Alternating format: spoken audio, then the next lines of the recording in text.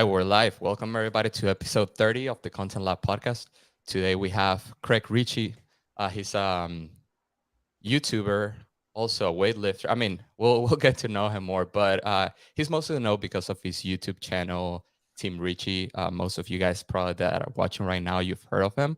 If you're a fan of his podcast, he's also a weightlifter. He's currently the UK weightlifting championship in the 89th kilo. Is it currently, or that was last year?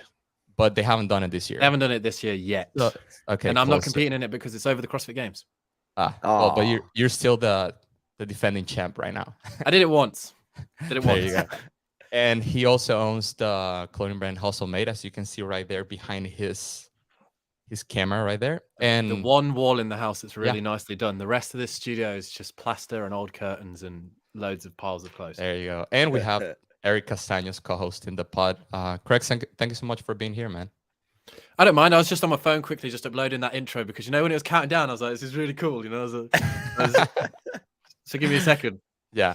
And we'll also talk about your training program that you co-own, right? That one? The training program? Yes, co-own the training program, yes. Perfect.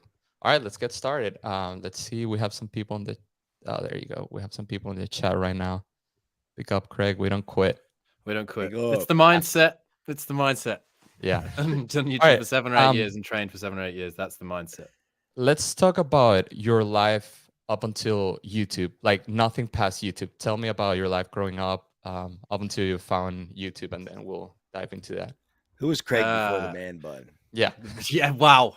He was on YouTube, Craig, before the man bun. I remember non-bun Craig. Yeah, no, non-bearded Craig. That's when you have to go really far back. That one too. It's my little small face. It makes it a little bit more round. Yeah, I was just a regular sporting kid. Like I did every sport. Like growing up, it was mainly soccer for you guys. Like that was my dream. Like every night I would go to bed and I'd, like when you get into bed, you're like, I don't know, but I like prayed. I don't think I was religious, but I'm like, man, one day I really wish I'm a footballer, That was like my thing every night. And then, I played pretty good football. I was like semi-professional, like a team called Brackley Town in the UK. It was pretty good. And then I just kept getting injured. Like that was the end of it. I was a left back. I was left-footed, right-handed. I was a good footballer. I'm not gonna, if I was rubbish, I would have said, but that was it up until I was like 17, 18, and I played at uni. And then I just found bodybuilding. But like they kind of ran simultaneously side by side. So when my uncle died, when I was about 12 or 13, he left a barbell. And so my dad took it home and put it in the garden. And every time I'd come home, I'd do curls and shoulder press. I'm still no good at shoulder press, but I was just a gym playing soccer guy, to be honest. I'm saying soccer because American, the people. You should say football. It. You should do. I grew up calling it football. So I wish I played American football growing up. Oh yeah, you do have a good build for that. I'm so jealous of the system that when I look at it, sometimes I'm like, man, I was a sprinter too, so like I was fast, but I was short, and like I was like, man, I wish I could just run into someone with pads. I want to know what it's like. Not anymore. Now I'm 30. I'd biscuit and break, but as a kid, just like harden up to it. How tall are you? Like 6 feet tall? Like 5'11". 5'11". Never made it to 6 foot. If I put some good shoes on, maybe. There you go. Air Maxes. Yeah. And then you found YouTube. So that's what I wanted to talk about, because it's like the idea of like starting a YouTube channel, like it's crossed through everybody's mind, right? Like at some point we're always like, oh, it will be pretty cool to, start a YouTube channel. But at the end, it's kind of just ideas that like fade away. I just want to know about your thought process of like starting a YouTube channel. Did you start it like for fun and it kind of like snowball into what it is today, or you have like a clear vision before starting the channel? There was no clear vision. I feel like I've been on YouTube since I was like 12 or maybe a bit older, maybe like 13, 14. There's really funny videos. I'm not going to tell anyone. I told Justin Medeiros, I wouldn't even give him the link to it. So there's like videos of me on YouTube that if people find them, fair play, well done, you can rinse me. I was like, it was me and my friend and we were singing. So we did that when we were like 14, 15, 16, when we were at school. That was like my YouTube thing. And then like a couple of my guys are really creative. So like our group of friends at school, we would always just make like, there was short movies over the summer and just put them on YouTube, and they get like 1,000 views, like of just people in the school, which is like, they're still there. Like I showed Justin that video, but I didn't show him any of my singing ones. not a chance. But so I've always kind of been into YouTube, and then I used to watch Christian Guzman, who's like a very popular like bodybuilding fitness guy when I was doing the bodybuilding fitness side of things. And I was like, man, it just looks so much fun. And I feel like it's a good outlet and like, I want to have a go. So did my degree in physiotherapy. And whilst I was doing that, I just started the channel, did like little bits. And then when I came out of physio with my degree, I was like, I'm not going to do physio.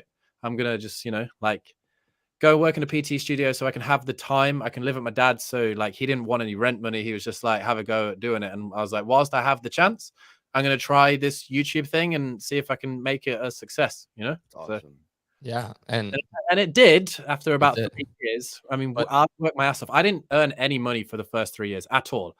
And the one part that got me sometimes was that Jazz would pay for a few meals here and there because I didn't have the money to pay for it. But then she would. So then I'd be like, oh, don't worry, it will work out. Trust me. I'll pay for the Nando's next time. That's awesome. And how long ago was that? Like 9 years ago, you said?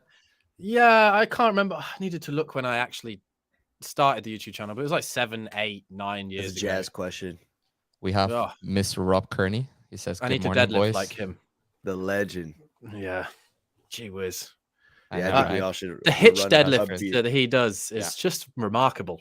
Man, Yeah. I was It's like I was, sitting on a seat with a barbell on your legs and then just standing dude, up. yeah, it's crazy. I'd get and folded. I was there at the Arnold with him, and the energy was pretty wild too. Like he's the fan favorite by a mile. When you like when he- multicolor your beard, Yeah. people are gonna Yeah, love you, for sure. Yeah, regardless. you earn that respect. Yeah. Craig, Yeah. what were like some of the biggest challenges like in the beginning with the YouTube? Obviously, like the unknowing is a little scary, but like what were some of the biggest challenges, and what was the thing that kind of like that got you through it in a sense where you were like, all right, was it the enjoyment of the process, or what are some of those things that I liked challenges being my own boss, but like Yeah. for me, the biggest challenge was, when you first start on YouTube, right? And you're like, right, I'm gonna be a YouTuber. You start putting videos up and they get like 20 views. And then like you're like, So what you're sitting down at a computer, right? And it used to take me 2 days to edit a video. Like because my computer was slow and like I didn't know what I was doing and I was trying to learn to edit. And I'm like, man, I've literally done like 2 days of work for like 20 people to watch. And I'm doing this like 3 times a week. And I'm like, what is that? Like, and especially when you're speaking to the camera and you're like, no one's watching. This is true. You're like, hello everyone. And you're like thinking, there's no one, Yeah. that was probably the most challenging bit for me at the start when no one's watching. But then it turns into something different when you grow and you have more of an audience, because then, like we had that big phase where you're hitting like 100,000 views a video when we did a lot of traveling before COVID. And I'm like, oh crap, like 100,000 people are now watching and I need to make this a good video and I want to give them some good content. And if I say something wrong, I'm cancelled, So like it completely shifts when you're, making YouTube and doing YouTube. The thing I respect the most about YouTubers and bloggers is just what you said. Like when you start, like you're starting from zero, and it's so hard to get momentum, right? Like it's like, as you said, like the first 3 years you earned no money, but it was still something that you're like passionate about, or you had a vision like, oh, okay, like I can grow it.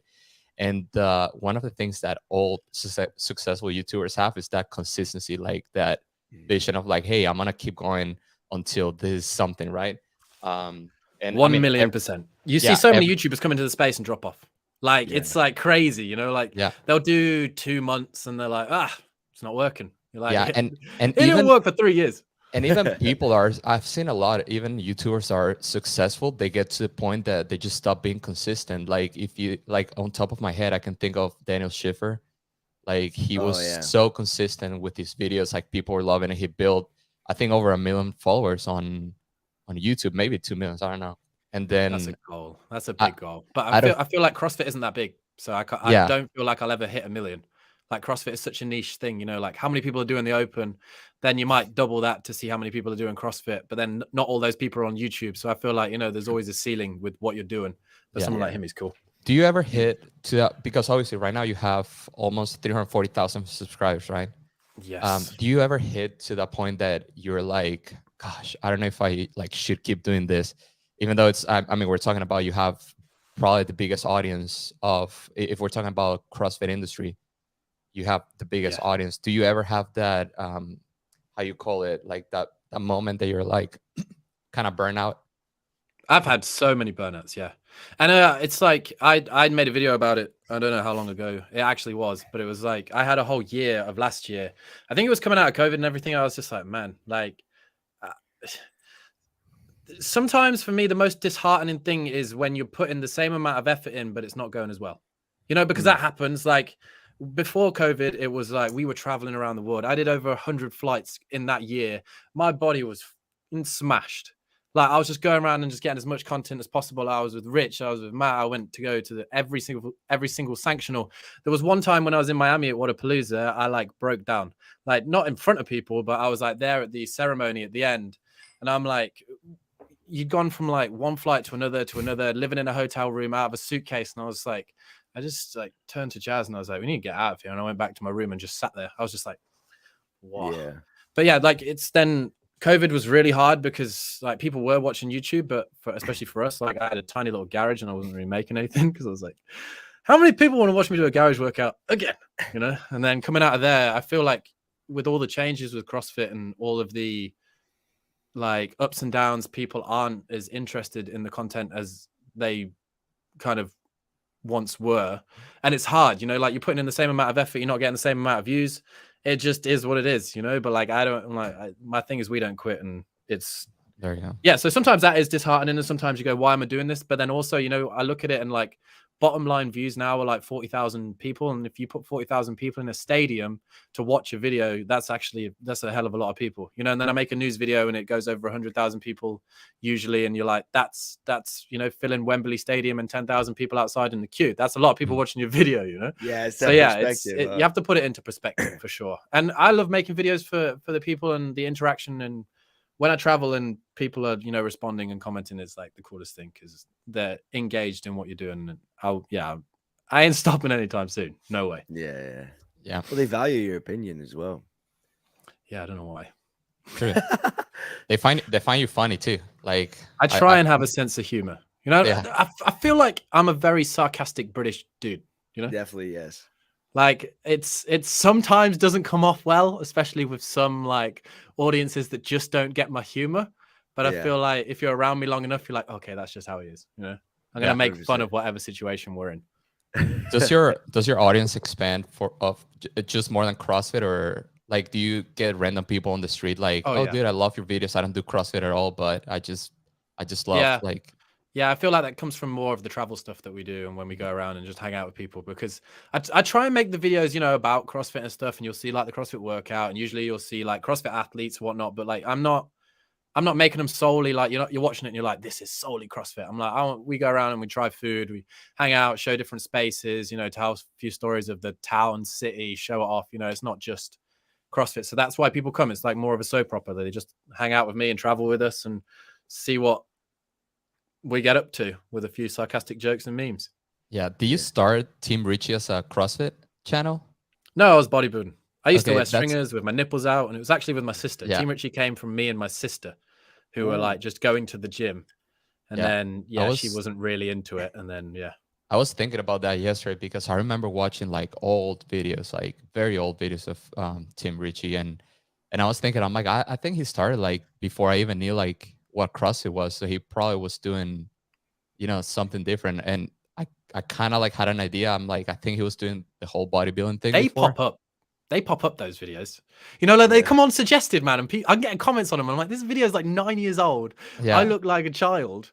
Like what? It's also cool. It's like the evolution, right? Like you have to be proud of those moments too. Like but there's some forms of evolution that don't need to be revisited. They don't need to see the show. I feel like don't go back and watch this. It's funny about never. Any video I've ever put up, I've never gone back and watched. I've lived it. I've spent a day editing it. I do not need to go back and watch it again. Do you feel weird watching your own videos, like listening to your voice? At the start, yeah. But when you've spent 7 years editing and listening to your voice and seeing you on the editing software, it's not weird anymore at all. No. I never listen to like my episodes on the podcast back. Like I just can't do it. I just feel like I always. It's a weird feeling. Yeah. You definitely get used to it, huh? After a while, but in the beginning, you start. Well, it's because you start picking apart the little shit that you do that you hate. The filler words are always the big ones. You're like, I definitely need to remove the word like and this, and you don't realize how much you say it, but through I get listening it. is the only time you have the reflection sure. to listen and be like, I gotta fix this. Yeah. Yeah. But But the best there's thing about that, like this is live, right? So you can't do that. Yeah. But when you're on YouTube, you're like, right, we'll just chop these few little bits out, and that Yeah. flows way better than I was speaking. yeah. But there's also There a you cool thing about like going back in time and like seeing the like your first steps in the industry. Like I have some of my CrossFit photos from 2018 that I go back to them, and even though they look like completely like trash, like I hate all of them. At the same time, like I was watching them last week, and I was like I felt some sort of like I felt like proud of it too. I'm like, Mhm. dude, this is freaking cool. Like I went from this, like old videos are like not good, and even though like I wouldn't show them to somebody because I'm like, hey, I'm proud of like the skills that I had. I'm just proud of that process that I went from doing that to what I'm doing right now. So it's cool to go back in time and like yeah, it's embarrassing sometimes, but it's also like, hey, dude, let's go. Like 4 or 5 years of hard work, like it can growing get you up. all the way. Yeah, for sure. We Growing up. older now as well, Yeah. I'm old, man. I hit 30 this year. I'm like, damn, I Dude, came into this when I was like Eric 23. hit 30 a couple Yeah. months ago. I went to Hey. his 30 party. Yeah, he didn't It was a invite me, bu- unfortunately. I You- would have came. Cray, I He- would Nah, I'm love to joking. have you there, dude. If you were there, he We'll wouldn't. party. He We'll wouldn't party with remember. non-alcohol beers when we come over. Hey, I love that. We'll do that. I Yeah. don't need the hangover anymore. It hurts when you're No, 30. It really does. It hurts. I had like the other day we went to Chris Brown, right? So like the concert, Oh, that's fun. he plays bangers. Bangers. Like every single one on his show, right? The thing is, like with his show, he's doing like maybe a minute and a half of each song. He's not doing the full songs over and over. He'll do like a Yeah. few of his major ones, full song. But then like he just plays like a banger for 90 seconds and you're like, whoa. And then he just switch it up and it's another banger and it was just wild. And then he took you through a journey of like me into where he just was like 2003 and he dropped a banger and you're like, nah, that can't be from 2003. That's 20 years ago. Dude. Yeah, Yeah. no kidding. Huh? Yeah. When he Yeah. plays Yo. It was wild. Great I'm time. And we've got Post turning- Malone coming up soon as well. I get to watch Post Malone. I'm a That's big gonna be music cool. fan. Like I love Yeah. country music. We just bought Chris Stapleton tickets. I can't wait. I've seen Luke Combs 3 times. I'm like music and fitness. I feel like if I could do vlogs on anything else, it would be music. But then getting the access to these guys would be impossible. Oh, the music thing would be amazing. Yeah. Post Malone. He's got some cool, really cool acoustic sets. Yeah. Eric, didn't you get like a job interview with Luke Combs or something like that back in the day? Oh my god, dude! Why you gotta bring up sore stuff? No, dude. No, it's so what happened was that, dude, this is like right before like I consider like working for Matt and HWPO like a pretty big break, and I'm like, oh, this is cool. And prior to that, I was like working freelance back home, and I got this email from Luke Combs, and I'm like, and I wasn't a country fan at the time, and I'm like, do you guys know who Luke Combs is? And they're all like, shut up, like really? And I was like, I mean, I got an email right here, and they were requesting to like go on a tour with them, show us pictures and blah blah blah. And I'm like, yo, we made it. And then next thing you know, I forgot what happened, but then I started realizing, oh, I think it's like when it came to like, when it came down to it, I was like, this kind of feels a little fishy. And it ended up being just like a fake email. And I'm like, you gotta be He got kidding me. scammed. dude. Imagine I if got that was real. scammed. Dude, Can I you would imagine been if cool. that was real? And the worst part is that he got an email from Matt Fraser like the week after that. So he's I like, was all, okay. I was like, yeah, right, dude. So that even when I applied for the Matt job, I was like, this probably is gonna happen. I was like defeated. My ego was hurt, and I was like, this, no way. Yeah, but seeing you work at the hard work pays off thing, you fit with the crew. Their crew is so fun, and you just fit in with it. So I'm glad you Thanks, got the man. job because you're good at what you Appreciate do. And you Thanks, fit. man. He's very good at what he does. Yeah. Appreciate We it. got Peter from Coffee Pots and Watts. Chums, I love that. Wait, Dude, the difference in like the terminology Enrique. is like one of my favorite things about people. Yeah. Eric, did you go to Ireland when? No, I wish I would have went to Ireland. That was one that I didn't get to go to. Oh, Filthy 150. yeah, that. Yeah, that but you video- did Switzerland with us, and you did south of France. It was Oh, quite wild, man. actually. We'll always have Sometimes you. you forget that stuff like that happened. Like Oh, we did yeah. cool stuff like that, and then I'm like, oh, what happened? Yeah, I went down Yeah. memory lane not too long ago for looking at all the HWPO Euro tour stuff, and it was such a good time. Craig was there. It was awesome. It was We had it an- was so we went go-karting, right? And that was chaos, wasn't it? Like, Oh my honestly, you've never seen a more competitive group of people. Like, we nearly lost Sammy It's because you it's- have like Matt, Oh, I think I me, heard this story. Eric, like Willie Georges, the whole of the Go Wad O'Keefe. team are on it, and you're just like, this gonna go down. I spun Willie ultra Georges on the winners. first camera, on the first corner, like it was aggressive. Don't go karting with Matt Fraser. I'm telling you that. You know what I mean? Didn't Dude. Sammy like flip or something? Yeah, Twice. she flew out of the cart. So the first time I was racing Matt, and she'd obviously span off and come back on the track. And like Matt hit into the side of me, and I just went up the front of her. And I'm like, wow, I was this close to a helmet with my car. And I'm like, that's lucky. And then we did a mass start, you know, because you had like practice, qualifying, and then a mass start. And then like, what was it? The first lap of the mass start?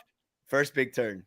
Yeah, O'Keefe or something smashes into the side of her, and she comes flying out of the cart, and you're just like, I'm racing the others, and you see this big red flag, and you're like, what's going on? You see someone lying on the floor, you're like, oh no. Yeah. And Yeah, all but you kind of weekend, knew Sammy it was happening. Oh, it was weird. All weekend, like the whole trip, we all took like one pair of shoes, and you're laying like you're running over because you're like, it's kind of eerie. You're like, what is happening? And then I'm over here, and I look over, and I just see Sammy's shoes like this, and I'm like, oh no, she's done.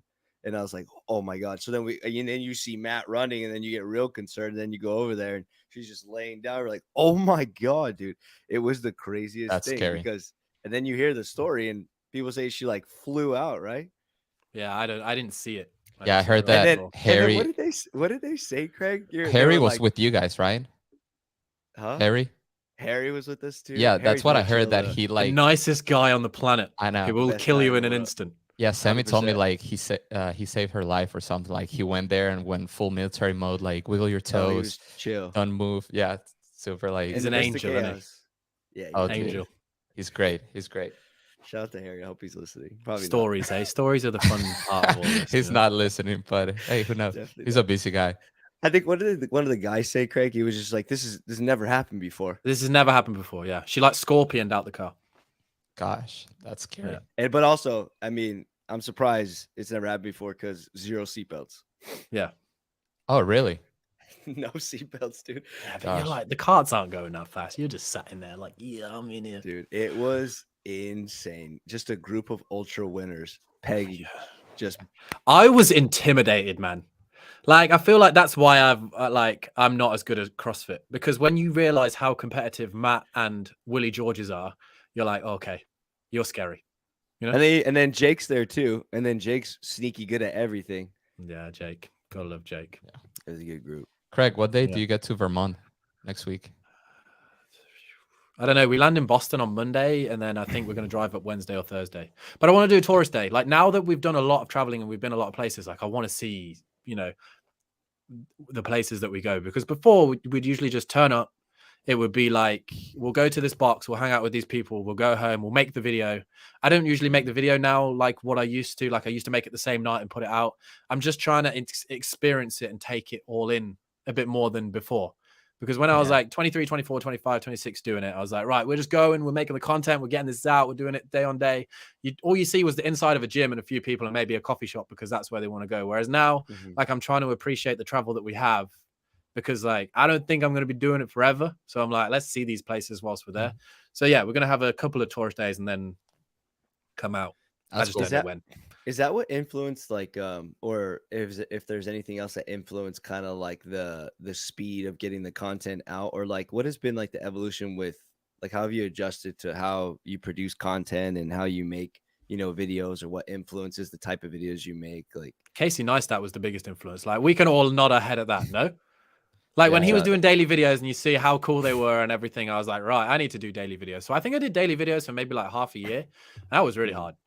And then I wanted to be like, with news and with everything that you're doing, it's better if you put the video out the day that you shoot it, and like, because it's relevant and people that find something a little bit more relevant are going to watch it more. But just right now, That's it's a just tough lifestyle. Yeah, it depends on the content you have. I can edit a video in an hour and a half now. It just depends on if I have the right content to make it really easy to edit. Otherwise, you know, it can take me 3 or 4 hours. And sometimes doing that of the night of doing like a load of stuff is like the last thing you want to do, especially when you're traveling around and you want to see the city, and maybe someone from a box wants to take you out somewhere, you know, you don't want to pass up opportunities anymore. So now I'm not so on it with making videos as they come out. But then, you know, when we go to the CrossFit Games, it's like, right, I need to make them the day that we are doing it. I would stay up till 2 a.m., make it, go to the games the next day, shoot all day, stay up till 2 a.m., put it out. And then like, but you know, you're only going to do that for 3 or 4 days. You're not going to do that every day, or else the games is an exception. Crash and burn. Oh yeah, it is. Gosh, Yeah. Stressful shooting the games. That's a tough week. Yeah. So Definitely. if you go back in time to like whenever you were starting your YouTube channel, what excited you the most? Like what was that motivation that kept you like going until, you know, to this moment? It was just fun.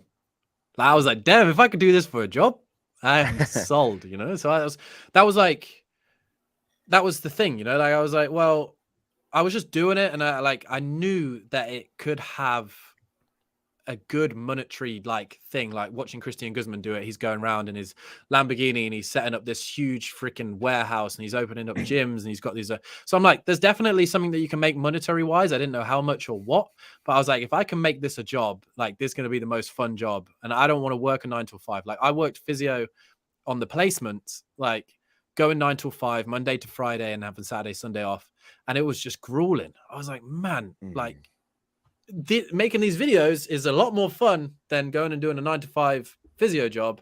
And like, I'm training to be a physio, so why am I doing that? Because I have the opportunity right this second to have a go at YouTube, so I can't turn it down. And then when you're doing it, it's just fun and you're learning and it's creative and you're meeting people, hanging out, telling stories. I feel like it wasn't a decision where I was like, oh yeah, I'm doing this because of money, or I'm doing this because or whatever. It's just a fun thing to do, and then cool. It turns into a job. That's probably what most like successful people feel about when they find their thing. It's like, hey, it was just fun. Like I just enjoy doing it, and it somehow turned into a job. And I'm sure Eric feels the same way. That's how I felt with the whole photography and videography stuff. It was like, it was just really fun, and I'm like, oh, okay, cool. Like if I get really good at this, I can also make really good money.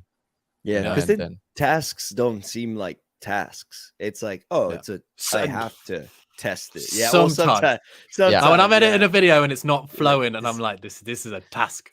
Like a couple of weeks ago, we haven't released this video, but it's probably gonna come out tomorrow. It's HWPO golf video, and that's my background. I played golf growing up, so we did this project with Scott Stallings. We kind of like recording a commercial for HWPO and the Masters Week, which is this week. Yeah. And dude, the whole time, like preparing for the shoot, like the script, like the shot list, dude, everything just felt like a dream project, like from beginning to end. When I went there to shoot, like spending the whole day with him shooting, editing, I felt like I worked like 0 seconds. The whole time I was like on cloud 9, like, dude, this is what I've been wanting to do my whole life. And the fact that it's like a paid project and stuff like that, it's just like extra on top of everything. Like if I would have done it for free, if you like, if you want me to be, it's a little bit mind blowing, isn't it, when you look back sometimes at what, like when you started out to you now, like I when I started YouTube, I never dreamed of going to like Matt Fraser's barn opening. Absolutely. Or going and training at Fronin's barn, or going on holiday with Tia, you know, or like them coming to my house.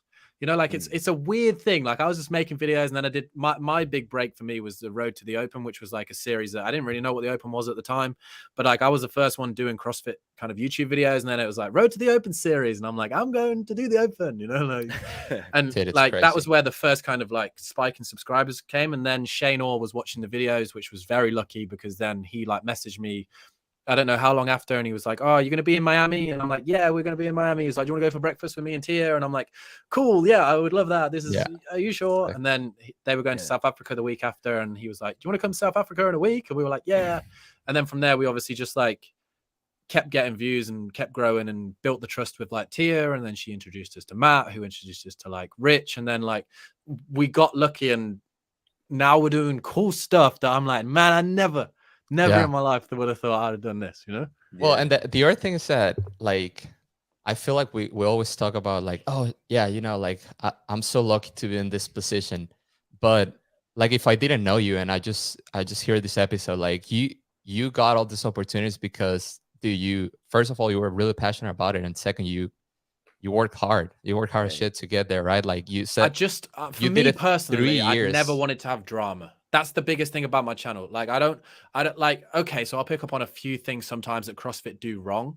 You know, like people picked up on the Brooke Wells thing when she blocked me because she did that video where she couldn't do the handstand. She Oh, did the yeah. handstand push-ups, but when she filmed it, you couldn't see if her feet were above the line. I made a video like CrossFit shouldn't accept this because like they gave her the benefit of the doubt. And then I made a video on that. And that's like the only kind of like thing I'll get into. I'll be like, CrossFit probably should do this, but not do this. But I'm never Yeah. one of those people, you know, when we go hang out with Matt or we go hang out with Tia, I'm like, I could probably capture something on the camera that probably shouldn't be put out there. But man, I'm here to make them look cool, like dope, and make a freaking cool video that people are like, man, I want to go do CrossFit, or I want to go hang out, Yeah. or I want to go, because it's just life, isn't it?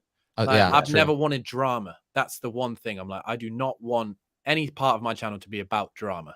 Yeah, and another thing I was gonna mention, like you just said that people watching, they're like, oh, cool, CrossFit. Like you've probably, like, I mean, there's probably thousands of people that started CrossFit just because of watching your videos. I mean, Yeah, I got a lot. guaranteed. I got a lot of messages. I'm not gonna lie.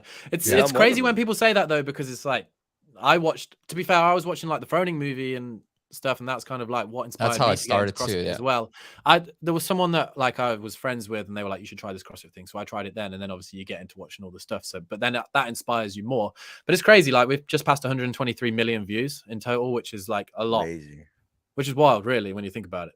You know? That's cool. dude, that's crazy. Carlos, did I ever tell you the story about like of how I started watching Craig and like how he's essentially the reason kind of I Oh, started doing CrossFit? yes, I I told forgot, dude. I completely I forgot about that. One of your yeah, homies, right? Like, yeah. I told Craig this story, and it's actually in one of the vlogs when we were in Europe. I was talking to him, like, I'll make it short, but like we were my buddy and my old roommate Marty, he was like super into CrossFit, and he would religiously watch Craig's videos. And I would sit there, we'd all eat dinner at night, and I'm sitting there, I'm watching it, and I'm like, man, this looks pretty cool. Like, and this is when you were doing the garage workouts, Craig. Yeah. And he would do the muscle ups like on the little rig that he had outside. And I didn't do CrossFit at all. I was just playing soccer and doing bodybuilding. And I was like, but I want to learn how to do that. And then I moved back home, and then one of my buddies like owned a CrossFit gym, and like I just ran in there one day, and I was like, I want to learn how to do a muscle, and like tried to do one and like wrecked myself.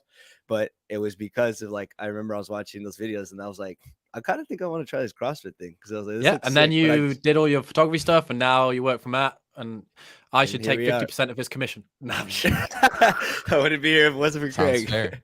Yeah, Hey, Marty boy, dude. Nah, it's pretty I'll cool. answer that but- question, Patrick. By the way, like the current state of CrossFit, especially Okay, after meeting Don. let's read it first. So Patrick Clark, just because people on Spotify, they're gonna be like, what are they talking about? So Yeah. Patrick Clark asked, Craig, your thoughts on the current state of CrossFit, especially after meeting Don Fall.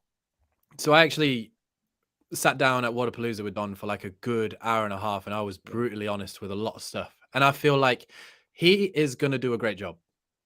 Like I wouldn't say that if I didn't think it. He's basically sitting back for like 6, 7, 8, 9 months from coming in and just seeing how it works. You know, seeing what's working, seeing what's not working. Because if you come in and you just make changes, you disrupt the ecosystem, and it's just how it is. And you don't want to disrupt CrossFit's ecosystem any more than like it already has been over the last. Like it's been very like up and down over the last couple of years. We can like all agree, but I feel like he'll listen to everyone in the space, and I feel like he'll make CrossFit better again. I mean, this year the open participation grew. That's a good thing, you know, especially coming out of COVID with the dip. And I feel like we just need that stabilization. I feel like he'll do it, but it will just take time. Like nothing is changed overnight. I feel like there's always things that you can improve, and I literally have his number, and if I feel like something's not good, I'll tell him, and he might not take it in, but like he's willing to listen to me, to all of the creators. He went and sat with all the agents. He went and sat with all of the brand owners, a lot of them. Like he sat with a lot of big people in the sport and listened to their problems and things. And he's actually wanting to fix it, you know, It's which very is nice. I admirable. never had that with any other interim CEO or anything, you know, whereas Yeah. he's like, right, I'm coming out and I'm going to talk to everyone, and I'm going to figure out what the multitude of things that are going on is going to fix it. Yeah, That's I love cool. that you said that because most like it's very admirable that he's taking the time to really understand the landscape and know kind of where instinctually where it's getting pushed and pulled and where it could go. Like you can't really make an educated decision unless you know the landscape of things like that. So the fact that he's taking that X amount of time to do that is really cool. And that's really, and also exciting. if you actually think about it, like, unless you're a hardcore CrossFitter, you probably still don't know who Don is. He's keeping himself in the shadows, a way out of it all, and just trying to figure out how to steer the ship, rather than being like, I'm going to be the front of this ship and we're going to, you know, like change it together, which is like a nice thing to see. He's not in it for his own clout. He's in it to make the sport better. I agree. We have Clark here. Thanks, Craig. I'm glad he agrees. Thumbs up. There you go. Dude, I think he's gonna be at the HQ opening as well. So we're gonna see him next week. It's crazy, really, when you see stuff like that. Like, he doesn't have to turn up, you know, like he doesn't have to be there, but he's gonna turn up and like be part of that community and understand it. Oh no, I meant Patrick. I don't know if Don. I mean, Don might too. Don might. Yeah, he's one of those people that would. I bet if he got invited, he'd come out. Yeah, you know, Craig said that, and I was like, oh, I'm not surprised. Yeah, no, like, that makes sense. He would show up. Yeah. Dude, let's talk. Oh, my dog's barking again. Let's talk about like what are you the most proud of when it comes to like life in general? It doesn't have to be your YouTube channel, your apparel company. The lives that have changed. It sounds so cliche, doesn't it? But you know, when you meet people, so like it's just one of those things when you meet someone and they're like, oh yeah, I changed my life because like I watched your videos and they got me motivated to do this thing, and now I'm doing this. Like, we met a guy at Waterpalooza and he was like, oh yeah, because of your videos I got into CrossFit and like I loved it, and then I tried to open up a box and then COVID happened, but then like your we don't quit mentality, and like I wrote it and I screenshotted it and put it on my screen, and then like after COVID I reopened the box and like really struggled, but now I have 3 boxes and like the businesses are thriving. I'm like, the fact that I had an impact on that is crazy, isn't it? You know, like that's a really fulfilling thing for me. Like, but then, yeah, obviously I'm super proud of the businesses. Like, we're a small business, really, you know, like, and it's right now super hard ecosystem. You know, you have TYR coming in, Tia or whatever, loads of money, loads of backing, loads of investment. Like Noble, huge, came from like Reebok, had a big startup. Like Hustle Made is like me, Jazz, her mum, and my friend Adam. And it's just like any money that's been made or any money that we invest into athletes or clothing or growing the brand or marketing is money that we've made. Like, it's like our thing, you know? So I'm like super proud that we have this like thing that a lot of people feel it's not just a clothing brand. It's like Hustle Made. It's like I hustled to create me. That's why I created the brand in the first place, because I was like, I've hustled so hard over these last 4 or 5 years to create a YouTube channel and like be where I am. Like, I'm Hustle Made and I'm going to continue to. Like, that's why like it's called that. And I was like, I hope people feel the same with whatever they're doing.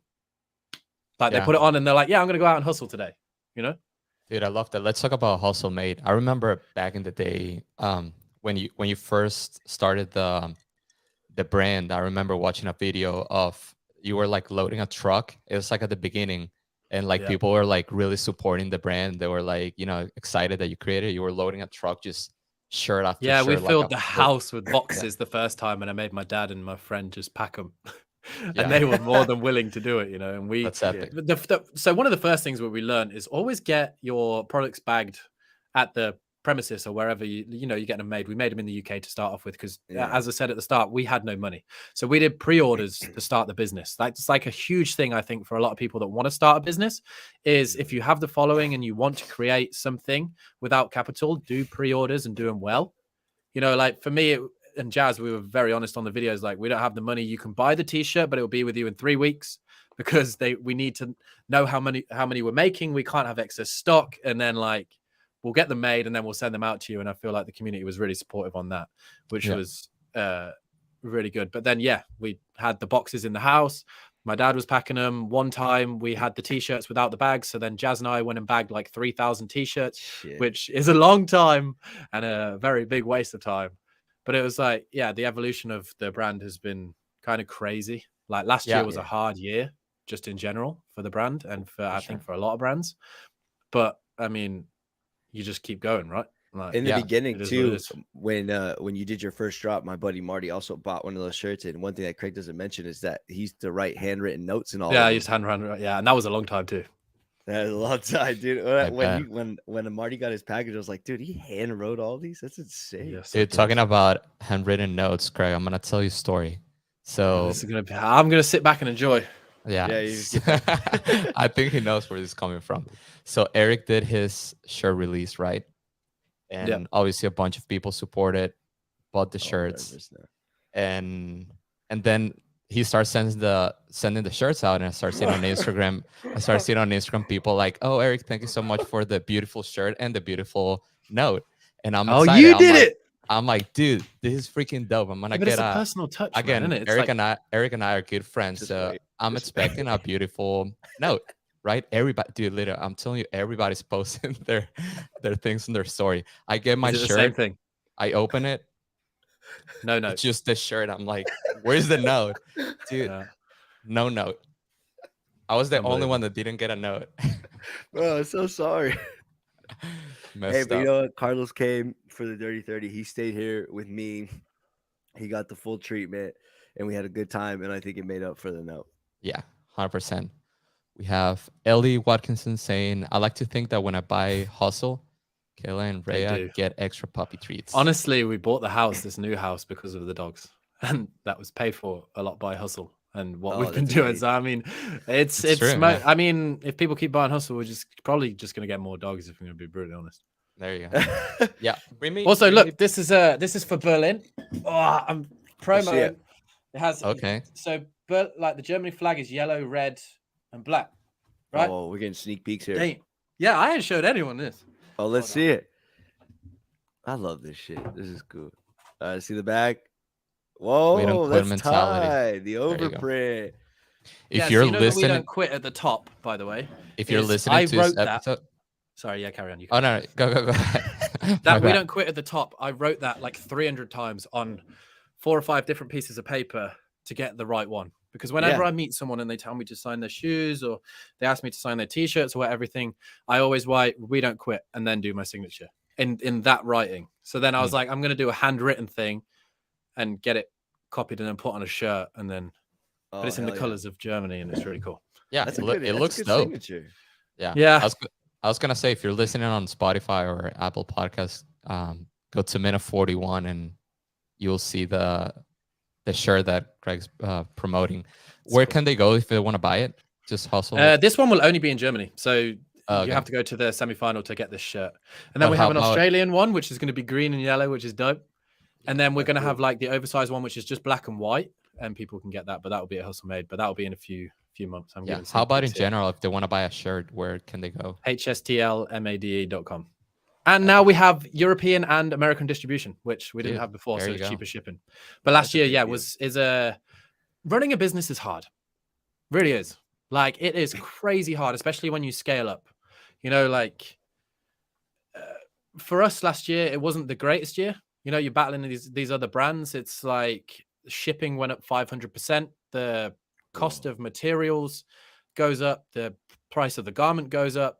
It's like, it's hard. And then we invested like 150 grand in athletes. That's out of mine and Jazz's pocket of what we've built up over the years of making the brand. You know, like we're not getting investment to do this. We're like, hopefully it pays off, you know. And it's like we then did Waterpalooza, $45,000 for a like a stand and a booth. We did 50,000, like pretty much the same for like strength and depth. We put a lot of money into the brand last year, and like even opening up the distribution centers is like 40-50 grand. It's crazy when you're looking at it. Before, like that I mean, it still is. It's like a scary number to just invest. Like last year, we probably invested in marketing because we never used to invest in any marketing. It used to just be the YouTube channel, you know, like you make the sales off the back of it. But in terms of doing expos, so we can be there for people and show up and people can try the products and they can meet us and they can hang out and they can get an experience from the athletes, from traveling to a few different things and doing the manufacturing things and from whatever. We probably invested $500,000 last year of our own money, which is wild. Yeah. And I'm telling you, Hard. last year it was super hard. We didn't make a profit. Mm. The brand grew and things grew, but like we didn't make a profit. Yeah. But everything's is also a plan, sometimes pretty right? hard. Like you're investing to Yeah, you're growing investing in to the grow future. and in the future, Yeah. which is like sometimes when you're there in the moment tough. is not a fun It's not what you place wanna to hear. be in, you know? Absolutely. Dude, Like I you want have to open up these distribution centers because you want to make it more of a global brand. You want people not to pay that much for shipping. You want it to be quicker. absolutely. Like, so it has to be done. You want to have a presence at these places. Like when we're at Strength in Depth, we were between Whoop, which is a multi-billion-dollar brand, and like Nocco, which is the huge drink brand, and like some other brand. I'm like, wow, our stand is right in the middle.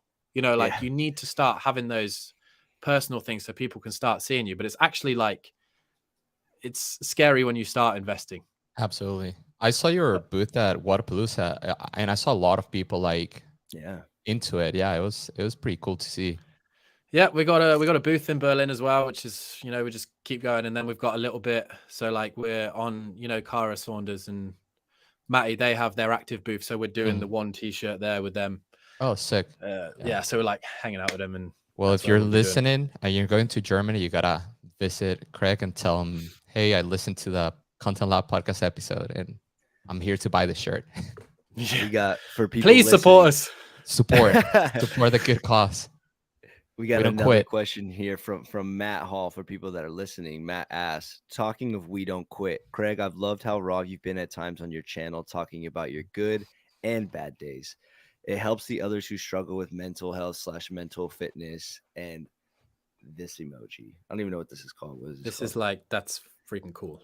Yeah. The freaking cool. Good and bad days, eh? Like I've done this for 7 years, and when I've made 1,200, 1,300 videos. It's like, I can't, like, if I'm being real, like you can't be anyone else than you on the videos. And yeah, a lot of the time I'm having a blast, but there's a lot of times where I'm not, you know, and like, I'll say it.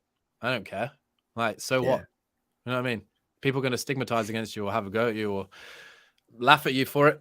You know what? They ain't the people that are going to be in your life, and they don't need to be. So don't worry about it. You know, it's so funny how small of a scale those people are, but how they can make a hit. Sometimes I don't like it, like when I'm doing it, because like sometimes I'll be in that mindset for 2 or 3 weeks, and like I want to talk about it every single day. You know, like I'm like, I wish I could talk about it every single day, but then also I don't want to be a nag. You know, I don't want to be that person that's like, man, I've watched his videos now for 3 weeks straight, and he's just not in a good headspace. And I'm like, that's fine. Dude, you know? But like, I will make a video and I will make a point of saying like, look, it's not always freaking sunshine. Yeah. No. What are some of those things? Oh, go ahead. Go ahead, Carlos. No, you go ahead. Dude, what are some of those things that help you, you know, because everybody has their different methods of coping, whether if it is like therapy, writing, talking out loud, or is it a mix of those things? Like, what are some of those things that kind of help you manage like the down ones? For me, it's so stupidly cliche, but like the we don't quit mentality for me is everything. It's like, I know, like, I think as a human being, you know, you're going to have down times. If you don't, you're a liar, right? It's like, it's like people that piss in swimming pools. Everyone's done it at one time in their life, you know? If you say you haven't, you're a liar. You're you know? A liar. So it's like, it's just keeping going. Yeah. Like, it's so easy to be like, right, I'm going to stay in bed today. I can't be asked. I am going to sit here in this chair and I'm going to mope about it. Sometimes, you know, for a day, that's fine. Yeah. Like, I'll sit in a chair and be like, right, I'm going to mope because I need to experience this emotion to get it out of me, you know? Yeah. But then it's that we don't quit. It's like, right, what am I going to do now to make a step better today? To be like, yeah, I'm going to be fine soon. You know, like, all right, I'll sit down and I'll edit 20 minutes of a video. Or I'll sit down and I'll shoot a bit of content that maybe I'll never release, but it will make me feel better because I'm starting doing something. I feel like the worst thing you can do when you feel like that sometimes is stop for a longer period than you should, you know? Yeah. So it's just like we don't quit. We just keep going. Like, no one's like, people will have empathy and understand and they will try and help, but the only person that can really help is you, like at the end of the day. And knowing that and understanding that is like, fine, feel the emotions, but then know that you're going to be the person that is going to get yourself out of this, regardless of anyone else. Sit there, go. Sometimes, right, you just got to go, fuck it. I'm going to sit here and fuck this shit. Sorry about the swears on Spotify. Oh, you're good. I'm going to get up off this couch now. I'm going to do something. And then you go and do it, and then you feel good about it, and you're like, okay, all right. You might feel a little bit sad afterwards again, still carry on. But then you're like, all right, I'm going to do something else. I'm going to go out and do it again. And then before you know it, you're on a roll, and then you're creating, or you're getting moving, or you're going to the gym or whatever it is, and then you forget about that. I feel like you can dwell on it if you spend too much time thinking about it and sitting around and not doing anything. Yeah, and I feel like people really connect with that, and that's probably one of the reasons why your channel is successful, as Matt was saying, like, you know, just having somebody being raw with their feelings and and somebody, I mean, you can say like pretty successful. It's like, oh, like everybody goes through this stuff that I've been experiencing, because we're so used to like just showing, like beautiful day, like if you travel, you're in Germany, whenever you guys went to Paris, stuff like that. But like people love to see the other side of life too. Like, hey, we all struggle, and that's a part of life. And using that, they also like, we don't quit. Like, it's just cool to see that, people in the comments talking about that, because I can tell like it's a different meaning for them. It's just not like a phrase like, oh, we don't quit. It's like they take it actually, and they use it in their life, right? Their It's like the personal same life. thing as hard work pays off, Eric. You know what I mean? People will Sure. vibe off that instead and be like, yeah, I'm going to work hard and it'll pay off. You find their thing, you find your person. One thing Yep. that I really like that you said though, Craig, was like allowing yourself to feel it too. Cause I think like when like a big thing, and that's a cool part of your side of what you do as well, that like I think a lot of times doesn't get talked about when they see hard work pays off or the hustle made, is also allowing yourself to like process, because it's not as like sexy, and it also isn't as like black and white in a sense. Well, where, that's like, why I nearly broke down the year before COVID, because we were on the go all the time. Take a flight, go somewhere else, hang out with people, film, record, put out a video. Next day, fly somewhere else, hang out 3 days in a hotel, carry on. I didn't process nothing. Yeah. It's just like, it's like a puppy. When you get a brand new puppy, they sleep and their eyes go crazy and they go fast breathing. It's because they're processing their environment. And sometimes you need the time to process the environment that you're in. And you can't do that if you're at 100 miles an hour. And you also can't do that with your feelings. Yeah, it's also very hard to be that way as a creative, because like a big part of what a giant part of what we do is the ability to be observant and to be able to take things in and process them. Obviously, like not an excessive amount of time, but like to be able to reflect and look back and do that, it helps the work. Yeah, I agree. Yeah. Is there something that really excites you right now, Craig? Something you're like really excited to do, or I'm excited. The hard work pays off. Or make some videos there. Yeah. Hang out with some cool people. Come home, and then we go to Australia later in the year. That's going to be cool. Hang out with some cool people out there. And we got like, it's just, I'm not excited for anything major. I'm just excited for the stuff to come, to hang out with people and do our thing. Like I want to hit my 150 snatch, my 180 clean and jerk. That excites me. I'm going into the gym every single day to hit that. I said on one of my recent videos, actually, it's one of those things where it's like, I go in the shower and when it mists up, I write, we don't quit mentality, and I write 150, 180, and I'll do that with whatever goals I have. And it's like a, what do you call it? Like a reaffirmation of every day. You're like, this is what I'm working towards. I don't care if I hit those in the gym. I don't care if I hit those on a platform somewhere. Like, they're just two things that I'm going into the gym every day and I'm like chasing, so they're quite exciting to hit. I feel like the snatch will be soon. The clean and jerk will be a few months, but it's like, I'm just working towards them, and they're going to be exciting when I hit them as well. Let's change the question a little bit, make it a little more deep. How about something that you wish you were doing that will excite you, if there is anything? What I was doing? Something you wish that you were doing, like that will excite you, like something that you will change your life, if there is anything that you think, oh, if I was doing this instead. I'm not talking about. I think I would try and be doing it if I could do it, and it would change my life, and I was that excited to do it. I mean, I'd love to be an F1 driver. Don't get me wrong. Like if someone was like, "What could you do right now?" I'm like, "Well, put me in an F1 car." But I would write it off very quickly, and I would love to do that. But I mean, that's just not going to happen. I'm a very realist. If it's going to happen, I'm going to snatch 150. I'm going to clean and jerk 180. I reckon if I carry on for the next couple of years, I'll snatch 155, 160, clean and jerk 190. I'm a very realist. That will happen. I'll say it, it'll happen. But if I'm going to be like, yeah, I'd love to be an F1 driver, I'm going to work out. It's just never going to happen. You know what I mean? Yeah. Yes, the Hustle Booth at European semifinals was sick. It was really cool. I'm very proud of it. A lot of love coming over here in the comments. Yeah, let's see. Some nice people. Aaron says, Craig and Jazz and the team do so much in the background that people just don't realize. And their success has been built slowly but surely. They're also extremely generous and humble. Yeah, thanks, man. I mean, I appreciate it, Aaron. We just try our hardest to be good humans, and for the people around us. There you go. Yeah, I feel like if you're a human, and there's some bad humans out there, but majority of people are good humans, and you want to do good for other people as well as yourself. So, yeah, be generous and humble, especially in the community that we're around. It's like very, very supportive, right? Yeah. And very, especially with CrossFit, you know, like you have to put in the work to be a good CrossFitter, and people can appreciate and respect that. I feel like it's the same with creating stuff. It's like people can appreciate the effort that goes in. They might not see it, you know, like you put a 10-minute video that cool, but you've spent 2 days editing that and 1 day traveling for it. But I mean, yeah. I think people appreciate what we do, and I'm very thankful for it, you know, like really am. For sure. Dude, Eric, I feel like, and I'm gonna ask you this question, Craig. I mean, this question is towards you, but thinking about like creatives and like our mindset, like we always want to create new things, right? And one of the things that I've realized that a lot of us love the idea of like having some sort of like clothing brand that you can create your like your design, even if it's not creating your design, but like showing your vision in some way in a shirt and like people supporting stuff like that. I know, Eric, you've also like you've had that thought, but for you, Craig, like what sparked the vision of like, oh, I want to create hustle made, have these shirts, have the community buy it, and what like started and what like was the process of you choosing like, you know what, I'm just gonna do it? I told myself when I first started YouTube, I was like, I'm not going to launch a clothing brand until I at least hit like 60, 70,000 subscribers was the first thing. I was like, I don't want to ever be a sellout. I never want to be one of those people that takes a brand deal for a brand deal. I never want to sell clothes just because I'm like, I want money now, you know, like I'm going to build the audience. I'm going to hang out. I'm going to get their trust, and then we'll do clothing or whatever. And it wasn't really like it was like in the back of my head that I wanted to do clothing, but it was never something that I'm like, right, we are going to do clothing.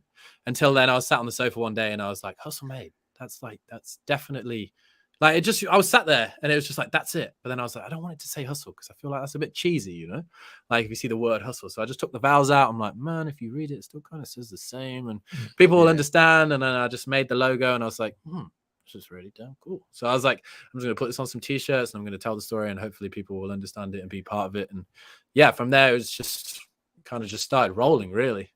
You know, what were some other possible names other than no other possible name? That was just hustle made from the jump. Yeah, like it was like you'd always think of something and they'd be like, nah, you know, like nah. There was no close second. You're just going on making videos, you know, just carry on. And then like one time I was sat on the sofa, Jazz was actually in the shower. I go upstairs. At the same time, it's like very important to have like a good name because that's just you're gonna be stuck with like that naming name. A child, you know. Yeah. You know what I mean? Yeah. You gotta do it well. You know, you gotta give it a good name. Goku. I remember when I was starting the podcast, I'm like, what am I gonna name it? Yeah, like it needs to be something with content. I like the idea of like, having some sort of like, we work hard, we grind, we hustle, whatever. But I'm like, nah, that all sounds like very, for a podcast, it's gonna be kind of like, oh yeah, hustle. I don't know. It was just weird. Didn't feel right. Yeah, it just didn't feel right. It's got to be a good feeling. Yeah. And then I remember one of my friends that came to the house, like he saw the office. He's like, oh, this is the lab. This is where you do your stuff, the lab. And I'm like, oh, okay, that sounds cool. Like, and then I was thinking about names and just content lab just sounded right. I still like the name. It just kind of makes sense, right? It's just the content lab and having people. So much of what we do is about our ability to tune in to what's around us. I don't know if are you guys fans of Rick Rubin?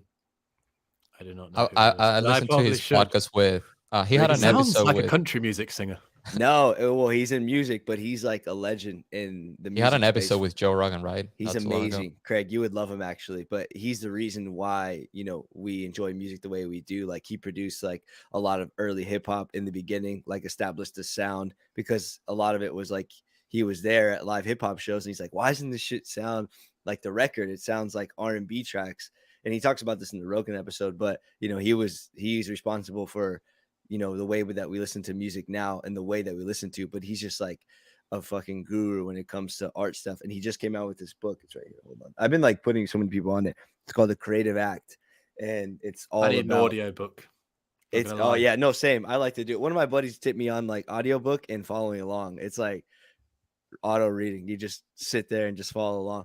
But it's an amazing book. And it's a lot of these things that are instinctual to us, but he puts them in a book of ideas. And the way that he opens the book, it's beautiful because he talks about like, this is a book of ideas. It's not rules. You take what works for you and leave what doesn't. And it's like so much of that is the way that, we work as creators too. And you know, there's a push and pull because of the way that the industry is, and you know, it gets difficult. But like a big one is the ability to be able to tune out, and how it's a lifestyle for us. It's not just a you turn it on here and there. It's, you know, being able to just like that. Carlos, like buddy walked in and it's like content lab, boom, there it is. You know, if you were in a different mind space and, you know, stressed about XYZ, you're not able to pick those things up that the conveyor belt of life gives you. You're just, you know, ideas are always there, but it's up to you to be able to flip in and out of it.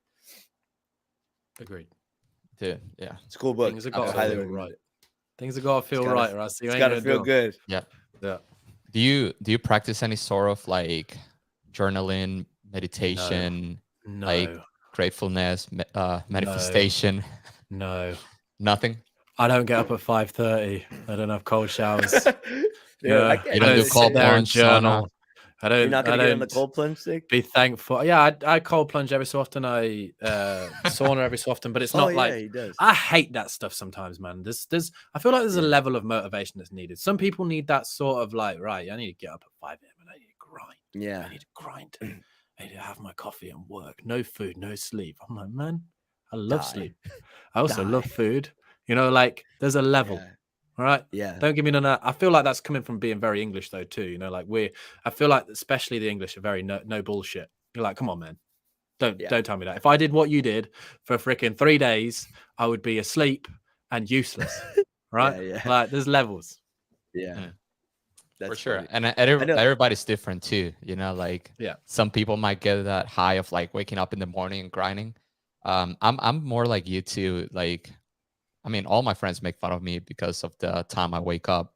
And I'm gonna say on the pod, my alarm is set at 9 a.m. That's my That's that's reasonable. when I have an wake alarm. up. I don't have an So alarm. yeah, and usually I wake up a little before that, but I just set at 9 because that's when I need to start my day. And this podcast it started at 9, so it's definitely I have before the nine. Carlos. dogs as an alarm. That's Yeah, that's somebody my on the alarm. pod- Yeah, Yeah. Really?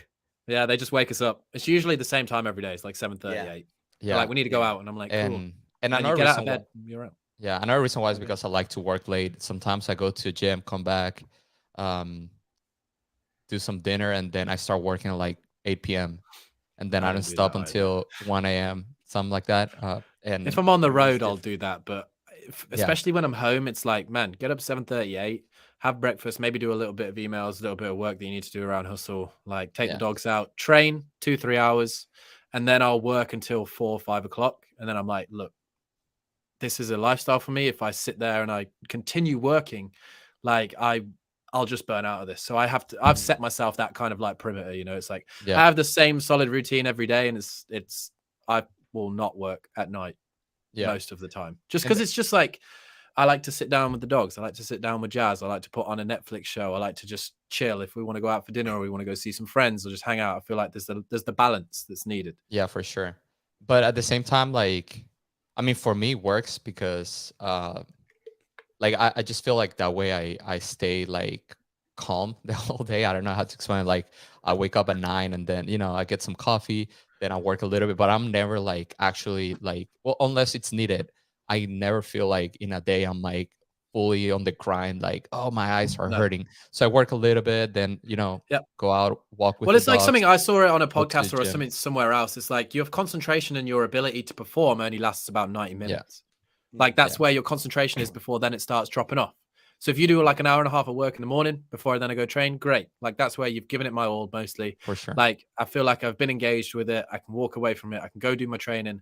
Then I'll come back. I'll do an hour and a half. I'll go have a tea, coffee, whatever, half an hour. Then I'll sit down and do another hour. That's it. You know, Yeah. like Yeah. I will go all in rather than sit there all day and be like, right, I'm procrastinating now. I'm starting to flag, whatever.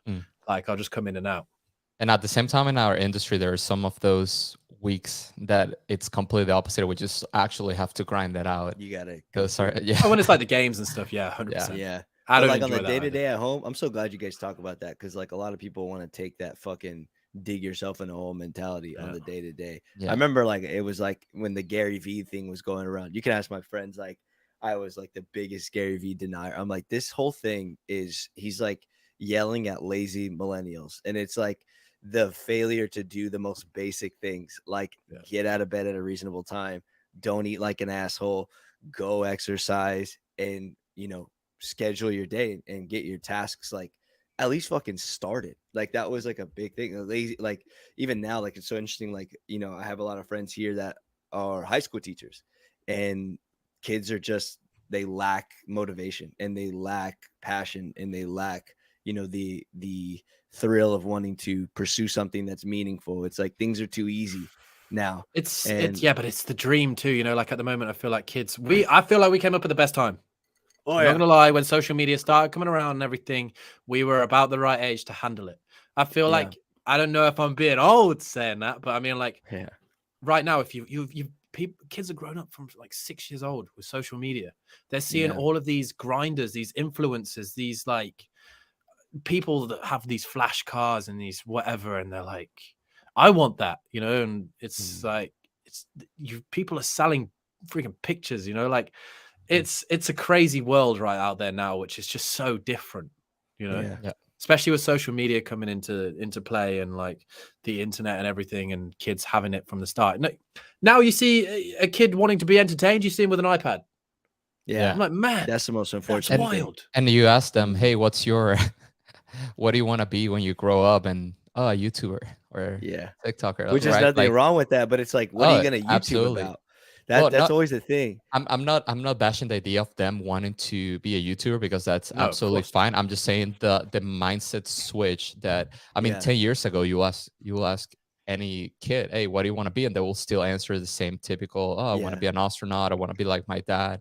I want to Yeah. be, But you even know, then, like, and I agree with you, but like the thing is like, because I have a bunch of friends that have kids, and it's like, you know, they want to YouTube, and like one of them specifically, he's like, oh, like, you know, he wanted to do YouTube, and he's like, well, what do you want to YouTube? Like, you can't just be a YouTuber and YouTube. It's like, I mean, you can, you know, because if you have the gift of gab and you're entertaining, but like you have to have interests too, things that you're excited about, and things that, you know, things that you're interested in. Like, you know, Craig has all these different storylines in his YouTube, you know, and it's cool because like you follow those things, and you're excited because he's excited, you know, if it's art or like your CrossFit stuff or whatever it may be. But like, I always believe that it's like you have to find something that you're passionate about and then start documenting, you know, because like you could document the ether too, but it's only going to make the worthwhile thing, because when things get hard, you know, and they will, because it's inevitable, it's like, what's going to be the thing that's going to pull you out of the dark those days? And like, you better enjoy it, because otherwise you're going to end up quitting YouTube. And we've all seen those people in the first month. yeah. Plenty of them. Why do you think there's that many people that quit that idea of like being YouTubers, Greg, after they've kind of made it or made it into a good point? Do you think it's just consistency, life getting tough, or What do you mean? Like people that have made it and then quit? yeah, like people that have already, you know, a good following, and Yeah, it's like Casey Neistat and stuff. You know, you get to that point in life where you're like, making Just videos moving just on. isn't for me anymore. You know, like some of them may made enough money, some of them may just not love it anymore. And if you don't love something, then don't do it. You know, yeah, it's what I just different part of life. I yeah, think just for a lot of people. moving on. Yeah, I think it's the natural progression of some people wanting life, to yeah. do YouTube forever, like Mr. Beast on his podcast with Joe Rogan. Other people, like, they come in, they have success, people love them, whatever, and then they're real to themselves and they're like, look, I don't want to carry on doing this, and that's absolutely fine. You know? Yeah, I was thinking it could be also because I had a really good conversation with a guy like 3 weeks ago at the Arnold. He right now he does like video production full time for Rain, like Monster Rain. Yeah. But like 5 years before, he was like famous. He was a famous music like singer, and he has a bunch of YouTube subscribers and TikTok and whatever. And he told me, he's like, I wanted to be famous. I made it to a point that I was famous, and I completely hated it. I hated people recognizing me when I was going grocery shopping. I hated people seeing me when I went out with my friends and got a He little must have been drunk. really famous, though. You know, like I'm really happy with my level of Yeah. I'm doing the finger thing. Recognition. Recognition. Yeah. Yeah, you know, like we go to a CrossFit event and a lot of people know who we are. You know, Yeah. small niche sport, pretty cool. Like you go, you have photos of people, hang out. It's really cool. They're like, oh, we don't quit, and you're like, yeah, we don't quit. You know, like it's fun. Yeah. You leave that, and like I walk around my town, no one has a clue who I am. I go to Yeah. most towns, you might bump into the odd person, but really, You just like living your life. It's fine. Yeah. Absolutely fine. You know, And I couldn't be the Justin Bieber where people are like, right, you go anywhere, there's a camera there. You walk into a room, somewhat like I couldn't live like that. oh, And dude. I That'd feel be like people miserable. shouldn't. It's like, I can fully understand that. You know, even from like the little bit of recognition that we've had, you know, you have those odd people that want to jump on you for anything you say wrong, anything you do wrong. You come out of line by this one thing, they want to tear you down. The people that were super cool with you coming up, they're like, right, maybe you're a bit famous now, we're going to tear you down. You know, like that's sometimes where it gets me and made me stop creating for a little bit. You just get it's annoying because you get all these positive comments of amazing things of people And then being like, wow, one this, thing- that. And then, you know, you get the 1 and then you get the 2 and then you get the 3 haters and you're like, well, you just play on that, Yeah. you know, and I'm just not about that toxicity. And I try not to look at the comments sometimes, but like right now the comments are great. So I keep Yeah. answering and And talking in the it's comments, almost hard to not look at the comments because you also want to get that feedback, like, hey, what are people liking and what are people not liking, and then kind of like adapt from it. But yeah, I was thinking maybe some people just like the guy I was talking about, he literally just went, he like disappeared and started just doing his own thing, just video production, like creating content because he really hated the idea of being famous. And I'm like, huh. And I mean, that's what famous people say. Like, everybody wants to be famous until you're famous. I remember talking to you at the games. I think it was the games last year, and you didn't mention like you're a good spot where people, you know, recognize you at the game, stuff like that, but you can still live your life.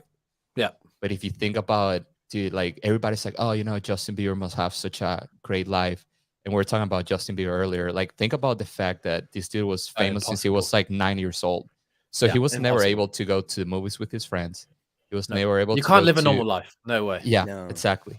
And there's You a might have video- loads of money, beautiful houses, Yeah. women, cars, whatever you want. But it's Yeah. like, that's your life. But And can't then- go to the beach if you want. And Nope. oh yeah, Maybe It's a not private public one. private one, you yeah. go find a Private one. private one. But at the That's same time, even if it's private, you're still around a bunch of people looking at you and like, you know, I can't You just got to imagine go even just, like, to you got to go to Don Le Noir. You know that restaurant in London, which is just in the dark. It's a pitch black restaurant. really? Yeah, where apparently it heightens your senses with the taste and the smell and the food and the noises and everything, and it makes your experience of eating the food better. Then people wouldn't know if you're in there or not, apart from the service, so you'd be fine. I'm kind of down for that. Yeah, I want to do it. When you come over to London next time, we'll go. Oh, I gotta go back, man. We gotta go back. yeah. Let's answer some of these questions You got a on lot. the chat. You got a lot of love over here. So, Hunter, what goals do you have to hit this year with the Hustle Made brand? It's a hard one. I spoke about it earlier. It's like the shipping costs and the production costs and everything have gone up loads, and it's quite crazy. But just for me, and it's just to try and grow the brand or keep it the same. We've been speaking to a lot of specialists, really, not specialists, but like people that are in the space, and obviously with the recession, in quotation marks and whatever, people aren't spending as much at the moment, and like that's absolutely fine. It goes up and down.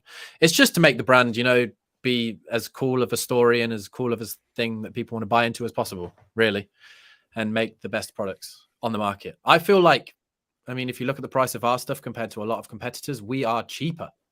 Like, we are a cheaper brand than a lot of the competitors. Like, we were looking at our pricings. It was wild.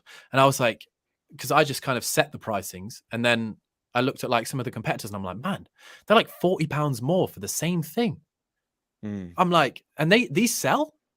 And like, people around me are like, yeah, that's how much it costs now. And I'm like, yeah, maybe for them, but like, I want it to be accessible. Like, from the start, I've always wanted it to be an accessible price where people are like, I am hustling to create what I can. Maybe I don't have enough money. I still want to get a t-shirt, you know?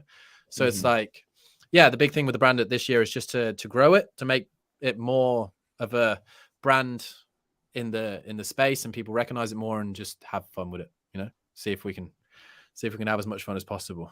And I mean, we haven't had any plans for wristbands. Paul, who asked that question. Yeah. But I mean, it may be something.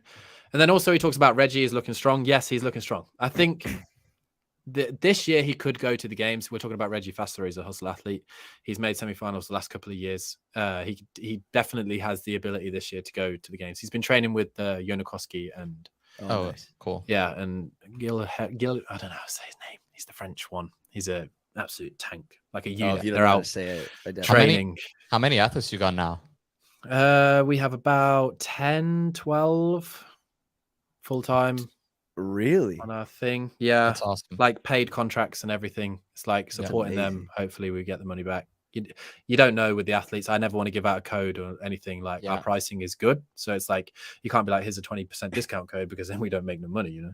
So Yeah. it's like, yeah, we have like a few full-time one. Jacqueline Dahlstrom, games athlete. Dahlstrom. You know, she did super cool on the bag at the games. We have Matilda Garnes. She's from Norway as well. She's super cool. She's gone to the games a couple of times. Royce Dunn, gone to the games. Strong dude, legend, talks a lot. Yeah. He's going team this year in the Oceania region. And then we have like Ross Austin, who is an adaptive. He's super cool. Like Spazzy Jules, she calls herself. The one that we did a video on, that's a super cool story about early onset of the Parkinson's. And, you know, like I was like, I need you to be part of Hustle. And like, Dude, that's so cool. yeah, we have like a lot of people that That's doing epic, pretty well dude. at the moment. Lots That's of cool awesome. stories to tell. Yeah. try. Patrick Clark. I mean, I agree. Patrick says, I feel like our teenage athletes are dealing with some similar that he's talking about what we were talking in a minute ago. They aren't truly living a normal teenage life. Haley's a good example. I feel like it's also the like dealing with that pressure that young, right? Like, I mean, we're talking about, how old is Haley? Maybe 20? Haley is a 19? great example of the first lot of athletes that have done CrossFit from teenage Growing up. Yeah. And the thing is with CrossFit, it's such a demanding sport, right? Like I moved to weightlifting full time because I knew I could be competitive in it, because I could do 3 hours a day of training, you know, and like my body can't take any more than that. Your central nervous system can't. But with CrossFit, you train in hours in the morning, hours in the evening, like doing your bits in between. Haley is a great example of someone that started super young, did super well, and then devoted a whole life to it, and maybe missed a little bit of what growing up should be when you're 18, 19, 20. And she's acknowledging that kind of, and taking a year out to just be her and live a life and not be Haley Adams, the CrossFit athlete who is devoting 7 hours a day to nothing but CrossFit, you know? And I feel like that might happen with a lot of other games athletes that are coming up, because unlike Fraser, who came from weightlifting but also had a lot of life experience, the same thing with like Tia, who was a track and field athlete and had a lot of life experience before she came to CrossFit. Now we have that youth doing CrossFit from such a young age and devoting everything to it to be that athlete, that by the time they get to 23, 24, 25, that they may be like, I've missed out on some of the years that maybe I shouldn't have missed out of, which are vital for growth. Like I can remember when I was 18, 19, no way would I want to be training 7 hours a day to be this athlete. I was going out and partying at the weekend, and that was so much fun, you know? It's just part of growing up.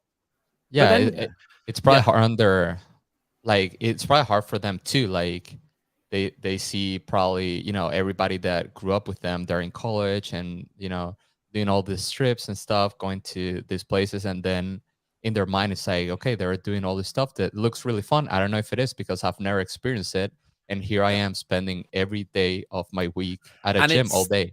This is the hardest part, I think, about CrossFit too, when I speak to a lot of athletes, is it's like, okay, so you go to the CrossFit Games, cool, right? You might have a month, 2 months downtime, but then you have to start thinking about the Open. You don't want to travel. You don't want to go around. You don't want to hang out with people. You want to devote to doing like building up to the Open and be a better athlete than you were last year. You hit the Open, cool. Oh, a couple of weeks later, we've got to do quarterfinals. So I can't really do anything now because I've got quarterfinals coming up. And then you do the quarterfinals, you qualify for like a regional. You're like, man, I've got the regionals coming up, so I can't really do anything because the regionals is in a few weeks. And if I mess up, I'm not going to the games. And then obviously once you've done with regionals, you might have a week of downtime, but then you're like, it's the games. I need to do better than I did last year. And then I can't do anything because of that. And then it's just a cycle of that year on year, which some people love and they thrive off that. And they're like, I want to be better. But sometimes that impacts a lot of life that maybe people might be missing, because you're going to turn down opportunities that, you know, you would have taken if you weren't so committed to your sport, which is like the double-edged sword, you know, like it's like, for sure. Dude, it's crazy. That's why when I first met Khan Porter, he's coming here tomorrow night, actually. Very exciting. He's going to stay at my house. But he was an interesting one when I first met him. You know, I first met him in Sydney.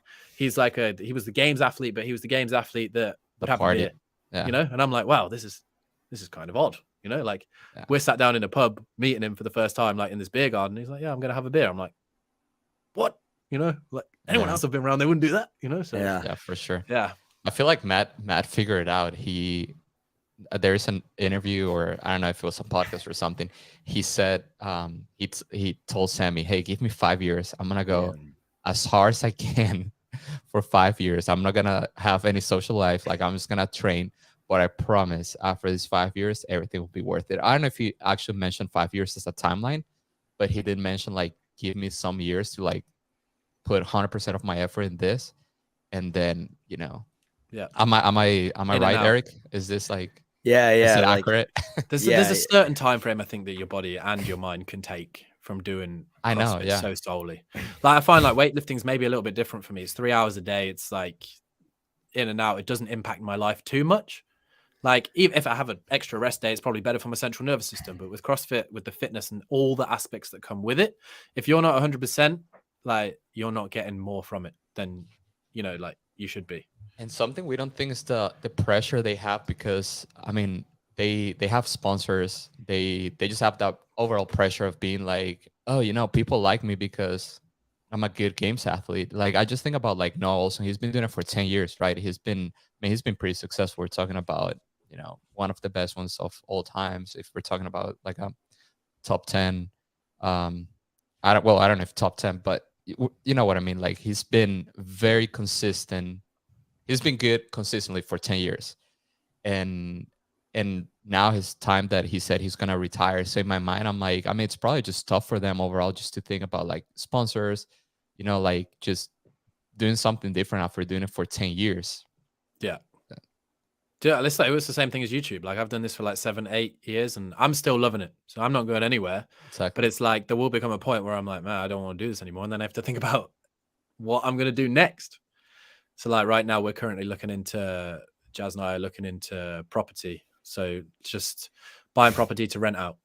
Like it's just something that then I'll have an income that's away from YouTube, away from, because it's like, yeah, Hustle's its own standalone business. We'll probably sell it in the end, like we'll try and do a transition or whatever, but it's more the fact of like, I don't want everything to rely on YouTube for the rest of my life. Like I need to start now looking at investing in other things. And there's a few properties in the area that we're going to invest in just so we can have them as rentals so that we have an income outside of what is predominantly my full-time job and my full-time income for Hustle and everything else, so yep, I get it.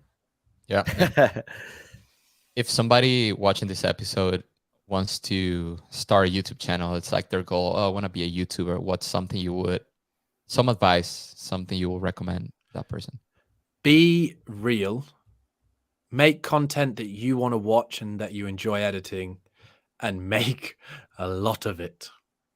You know what I mean? Like just keep going. Like there's going to be times where you're like, why am I doing this? What am I doing? But then there's going to be times where it's going to be amazing.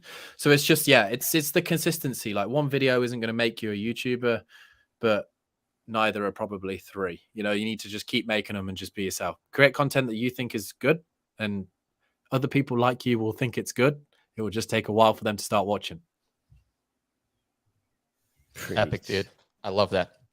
That's a great answer, and overall, and it just works for everything content creation. Like if we think about videography, photography, everything that you see in life, it's like, hey, if you want to do it, just grind and one step at a time. You're not gonna become a good photographer like Eric in a month or a year, maybe not even 5 years, but what we do, and especially with YouTube and photography and podcasts and everything, it's art, and some people like that sort of art. When you go to a gallery, some people like a photo other than another photo, another piece of art. Like just you need to find your people that like your art, and that's it. Yeah, they are. And people understand it too. Like I have countless people at the gym. They're like, oh, so you take photos for a living? I'm like, well, it's more than just taking photos. Good ones. Yes. Good ones. And they're like, how do you like? Just some people just don't get it. So it is what it is. No, people aren't going to get it all the time. Yeah. And I'm sure people don't get me.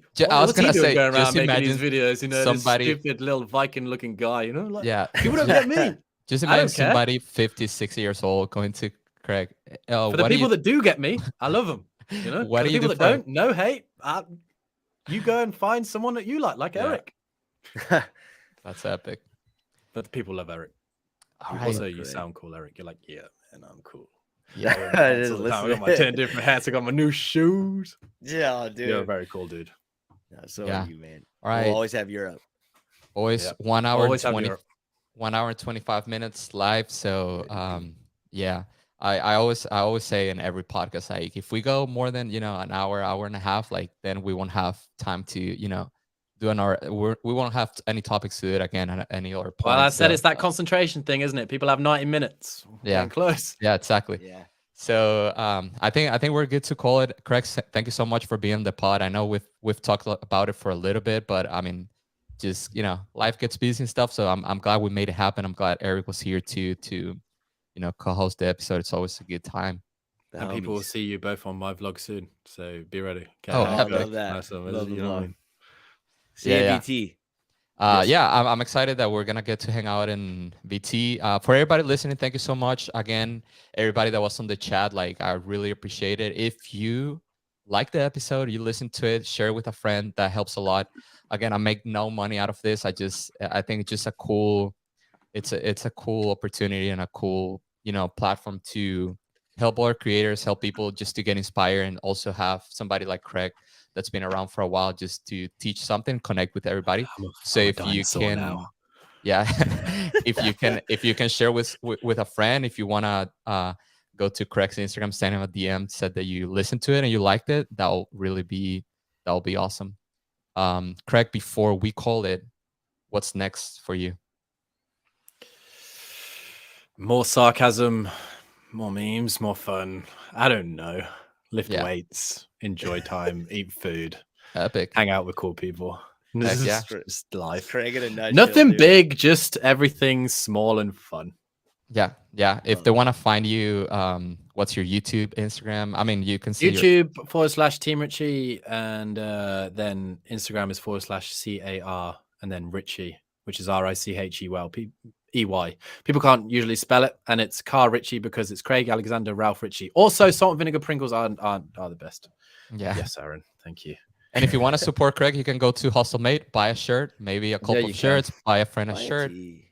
do your thing. But yeah, the apparel looks dope. I personally like it a lot. It's good stuff. All right. Anything you want to add before we cut it, Craig?